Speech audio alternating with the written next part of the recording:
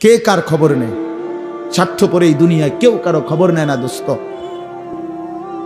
এই স্বার্থপর দুনিয়ায় কেউ খবর নেয় না।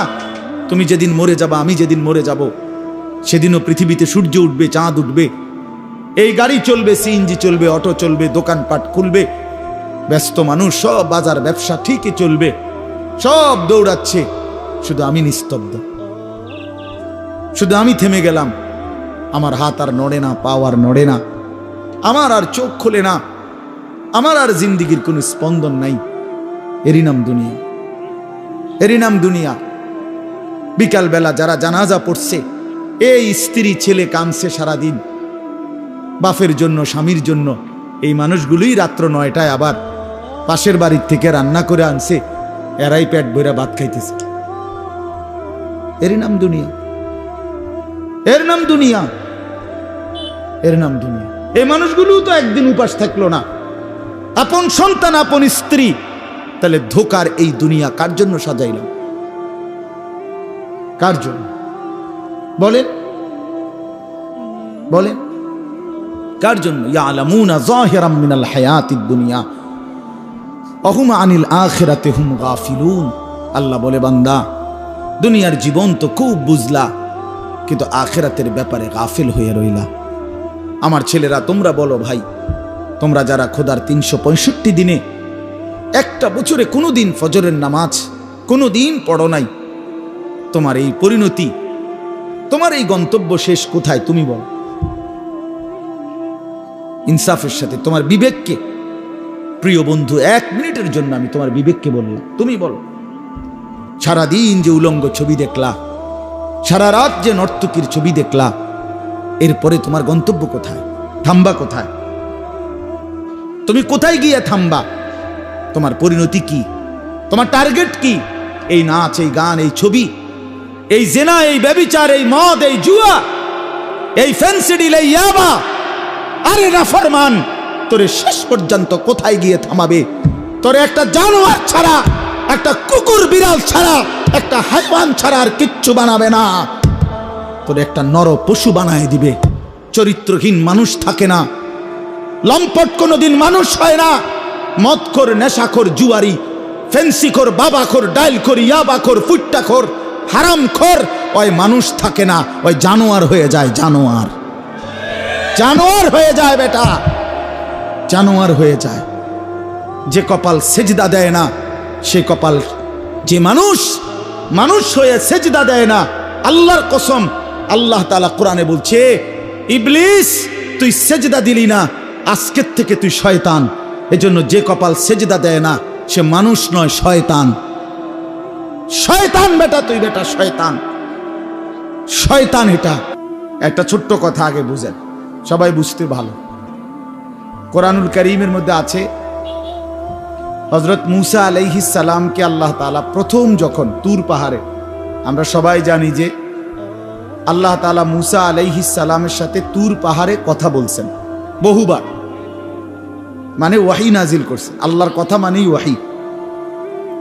তো প্রথমবার যখন মূসা আলাইহিস সালাম তুর পাহাড়ের ওই টিলাতে উঠলেন, তো সেখানে আল্লাহ তাআলা স্পষ্ট কোরআন শরীফে আছে, আল্লাহ তাআলা প্রথমেই বলে দিছেন, ইন্নী আনা রব্বুক ফাখলা'না আলাইক। মূসা, আমি তোমার রব, আমি তোমার মহান মালিক আল্লাহ। তুমি ফাখলা'না আলাইকা, তোমার 2টা জুতা খুলে ফেলো, 2টা জুতা খুলে ফেলো।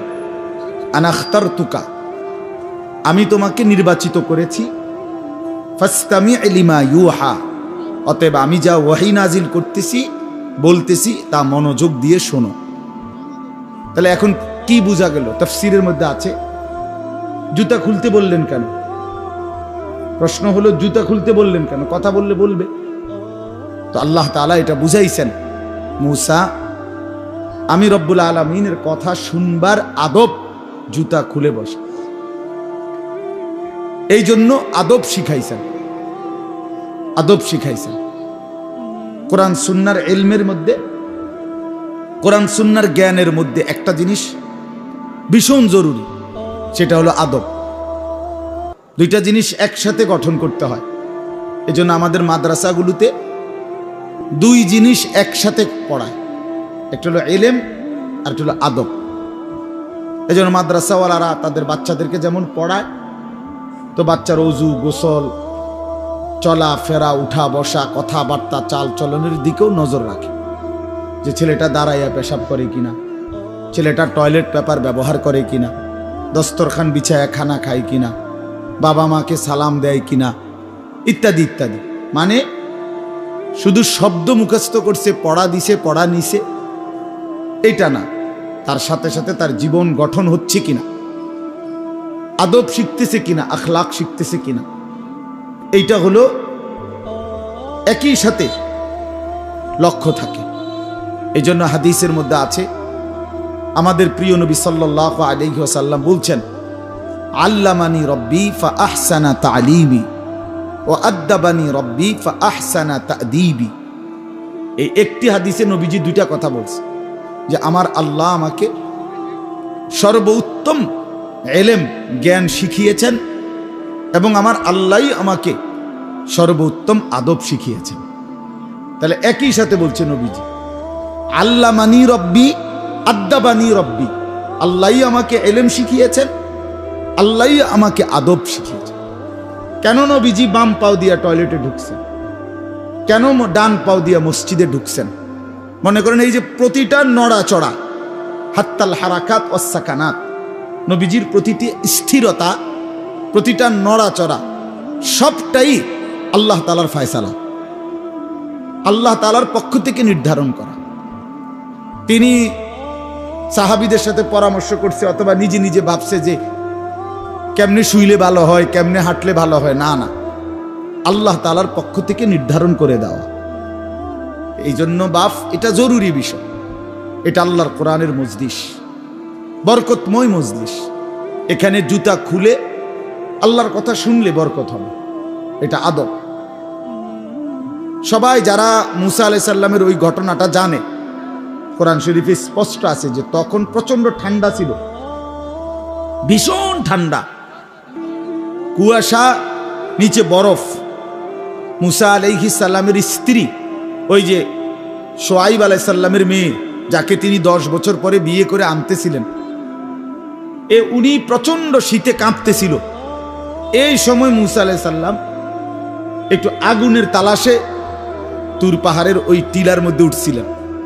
স্ত্রীকে বলছে, ইন্নী আনাস্তু নারা, আমি একটু আগুন তালাশ করে আনি, যদি আগুনটা আনতে পারি তাহলে আগুনের মধ্যে যদি তোমার শরীরে একটু সেঁক দাও, তাহলে গরমটা আর শীতটা একটু কম লাগবে। মানে সে শীতকালে আগুন দিয়ে আগের দিনে খুব ছিল, তাহলে বোঝা গেল এত ঠান্ডা, এত প্রচন্ড শীতে যে কাঁপতেছে। কিন্তু এরপরেও আল্লাহ তাআলা বললেন, আগে জুতা খোলো। অথচ এই ঠান্ডার মধ্যে জুতা না খুললে ভালো ছিল, কিন্তু এরপরও আল্লাহর কথা শুনবার আদব, জুতা খুলে শুন। হাদিসের মধ্যে কথা স্পষ্ট আছে, আল্লাহর নবী সাল্লাল্লাহু আলাইহি ওয়াসাল্লাম কখনোই খাবার জুতা পরিহিত অবস্থায় খাইতেন না। জুতা পায়ে কখনোই তিনি খাবার খাইতেন না, বরং জুতা খুলে পিঠ সোজা রাইখা, মাথা নিচের দিকে নোয়াইয়া, 2 হাঁটু উপরের দিকে তুলে বিনয়ের সাথে আল্লাহর নবী সাল্লাল্লাহু আলাইহি ওয়াসাল্লাম খাবার গ্রহণ করতেন। নবীজি নিজে বলতেন, আকুলু কামা ইয়াকুলুল আবদ, একজন গোলাম তার মনিবের সামনে যেরকম বিনয়ের সাথে খানা খায়, আমি আমার মহান আল্লাহ পাকের সামনে এভাবে খানা খাই। ভাইয়া, আদব, আদব অনেক বড় জিনিস। আল আদাবু খাইরুন কুল্লু, আদব পুরাটাই কল্যাণ। রাসূলুল্লাহ সাল্লাল্লাহু আলাইহি ওয়াসাল্লাম বলছেন, মা নাহালা ওয়ালিদুন ওয়ালাদাহু মিন নুহলিন মিন আদাবিন হাসান। তোমরা তো বাংলাটা বুঝলা না, জুতা যেহেতু খুলবা না ভাই, তো বাইরে চলে যাও।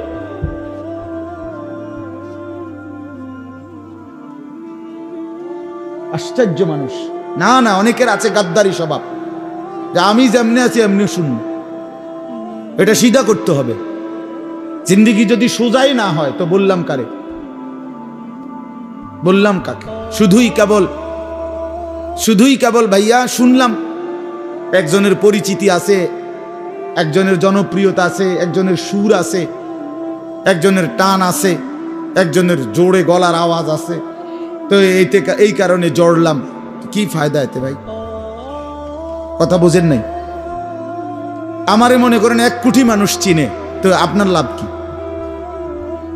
আমারে 10 কোটি মানুষ চিনে, সারা পৃথিবী চিনে, তো আমারে চিনলে তোমার লাভ কি? তুমি কি বদলাইলা এটা না দেখার বিষয়। আমি আমার জন্য কি গ্রহণ করলাম, এখানে কার জনপ্রিয়তা আছে না নাই, এটা দিয়ে কে ঘাস কাটে? জনপ্রিয়তা দিয়ে হয় কি? কিচ্ছু না, কিছুই না। পৃথিবীর জনপ্রিয় অজনপ্রিয় সব মানুষই ভাত খায়, তো আর জনপ্রিয়তার আলাদা ভ্যালু কি? ঘুম যায়, পেশাব পায়খানা করে, তো আর এনে কি আহামরি কি? এটা কিচ্ছু না, এটা ধোঁকা ছাড়া আর কিচ্ছু না, ধোঁকা। এই জন্য ভাই আমি আবারও অনুরোধ করছি, তোমরা কষ্ট পাইও না, প্যান্ডেলের ভিতরে দাঁড়াইও না। আমি অনুরোধ করলাম, কমপক্ষে প্যান্ডেলের ভিতরে ভাই মাহফিলের যেই যুব সমাজরা আয়োজন করছো ভাই, তোমাদের কাছে অনুরোধ আমার, তোমরা কয়েকজন কমপক্ষে স্বেচ্ছাসেবকের দায়িত্ব পালন করো। যারাই দাঁড়িয়ে আছে তাদেরকে বসতে বলো। এটা ভালো, আজকের জন্য না, সব সময়ের জন্য। হাদিসের মধ্যে আছে হযরত জিবরাইল আলাইহিস সালাম নবীজি সাল্লাল্লাহু আলাইহি সাল্লামের কাছে, শুনতেছেন আপনারা? নবীজির কাছে যখন হযরত জিবরাইল মানুষের আকৃতিতে আসতেন, জিবরাইল আলাইহিস সালাম কখনো কখনো তার মূল আকৃতিতে অদৃশ্যভাবে ওহী নাজিল করতেন, কোরআন। আবার কখনো কখনো মানুষের সুরত ধরেও নবীজির সামনে আসতেন। হাদিসে কথা স্পষ্ট আছে যে যখনই জিবরাইল মানুষের আকৃতিতে নবীজির কাছে আসতেন, তো নবীজির সামনে এসে আদবের সাথে বসতেন। কিভাবে বসতেন? হাদিসের এই শব্দটা পর্যন্ত আছে, ফাসনাদা রুকবাতাইহি ইলা রুকবাতাইহি। মানে করেন নবীজি এদিকে ফিরা, তো জিবরাইল ওইদিকে মুখোমুখি মুখোমুখি বসতেন, এভাবে যে উভয়ের হাঁটু বরাবর, বুক বরাবর, চোখ বরাবর, এইভাবে মনোযোগ দিয়ে জিবরাইল আলাইহিস সালাম নবী সাল্লাল্লাহু আলাইহি সাল্লামের সামনে বসতেন। এরপরে তিনি বিভিন্ন বিষয় বলতেন, শুনতেন, নবীজির সাথে কথা বলতেন। তাইলে আদব এটা। আল্লাহর কোরআনের সামনে, রাসূলুল্লাহ সাল্লাল্লাহু আলাইহি সাল্লামের হাদিসের সামনে সর্বোচ্চ আদবের সাথে বসতে হয়, সর্বোচ্চ। এটা বসা, এটাই নিয়ম। হাদিসের মধ্যে আছে, আরো শুনাই আমি, হাদিসের মধ্যে আছে, হাদিসে কুদসি, কোন নেককার বান্দারা যখন আল্লাহর জিকির, আল্লাহর তেলাওয়াত, আল্লাহর কথা শুনবার জন্য, বসবার জন্য, বলার জন্য বসে, তো এই পুরা মজমা যখন শেষ হয়, তো আল্লাহ ফেরেশতাদেরকে জিজ্ঞেস করে যে আমার এই বান্দাদেরকে কি পুরস্কার দেওয়া যায়? তো তারা বলে, মহান আল্লাহ, আপনার ইচ্ছা। তো আল্লাহ তাআলা বলেন, শোনো, আমার এই প্রিয় বান্দাদের মজলিস যারা বসলো, আমি তাদের সকলকে মাফ করে দিলাম। তো ফেরেশতারা বলে, আল্লাহ, এখানে এমন লোকও আছে যে এমনি আসছিল, দ্বীনি উদ্দেশ্যে আসে নাই, আপনার কথা শুনতে আসে নাই, এমনি বইছিল আর কি। ইন্নামা জা আলি হাজাতিন, ব্যক্তিগত কোনো উদ্দেশ্যে আসছে, তাকেও মাফ করে দিবেন। তখন আল্লাহ তাআলা বলেন হাদিসে কুদসি, হুমুল কওমু লা ইয়াশকা বিহিম জালিসুহুম। এই শব্দটা বুঝাইতে চাই। আল্লাহ তাআলা তখন বলেন, আমার প্রিয় বান্দাদের মজলিস, তো এজন্য হুমুল কওমু লা ইয়াশকা বিহিম জালিসুহুম, এমন কওম, যে কওম, আল্লাহ বলেন আমার নেক বান্দাদের মজলিস এমন মজলিস যেখানে যেই বসছে আমি আল্লাহ কাউকে বঞ্চিত করি না, কাউকেই বঞ্চিত করব না, বরং ফেরেশতারা শোনো, আমি সকলকেই মাফ করে দিলাম। তাহলে এইখানে কথাটা কি? যে জালিসুহুম, আমার নেক বান্দাদের সাথে যারা বসছে আমি সকলকে মাফ করে দিলাম। তাহলে বোঝা গেল বসার গুরুত্বটা আলাদা। এই এতগুলো কথা বলার পরে আর আমার পক্ষে আর কিছু বলার নাই এই বিষয়ে। কোরআন সুন্নাহর আলোকে বললাম।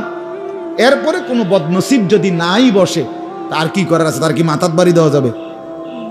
কথা বুঝছেন না? কাজেই এরপরে কোনো দুর্ভাগা না বসলে ঠিক আছে। ইসরাফিলের ফু যেদিন দিবে সেদিনও বহু মানুষ গাফেল থাকবে। হাদিসে আছে ইসরাফিলের ফু হবে, পৃথিবীতে ভূমিকম্প শুরু হবে, জমিন কাঁপতে শুরু করবে, আসমান ভাঙতে শুরু করবে, তখনও গাফলতের মধ্যে বহু মানুষ থাকবে। এই অবস্থাতেই মৃত্যু হবে, এই অবস্থাতেই হাসর হবে। কাজেই গাফেল থাকবেই, গাফেল থাকবেই। এই জন্য আল্লাহ তাআলা আমাদের প্রত্যেককে আল্লাহর কথা, কোরআন সুন্নাহর কথা মনোযোগ দিয়ে আন্তরিকতা নিয়ে শুনবার তৌফিক দান করেন।